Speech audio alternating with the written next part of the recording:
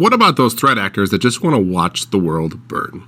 Maybe this is part of another escalated attack, maybe this is part of a big grandiose scheme, or maybe literally this is a political act of just, we need to take down this target because we don't like what they're doing right now. Well, regardless of the agenda of a threat actor, denial of service or DOS attacks can be rather detrimental. A denial of service attack is an attack that's going to interrupt network services. This can stop users, it can stop devices, or even crash applications from being able to function.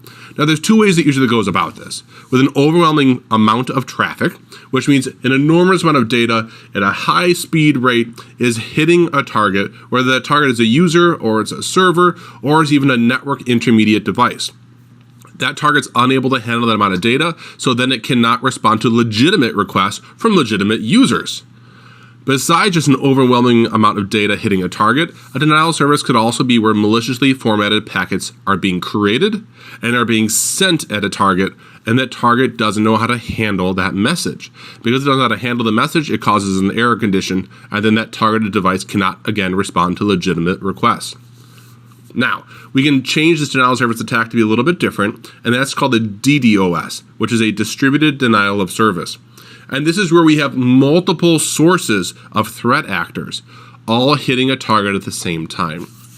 The common way this is done is using a botnet or a zombie. And a zombie is going to be an infected host.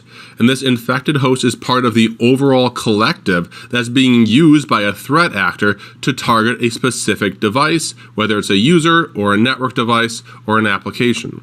This is commonly seen on places like the dark web, where we can talk about the ability to rent a botnet full of zombies, and for a specific time and specific amount of throughput, being able to hit a target.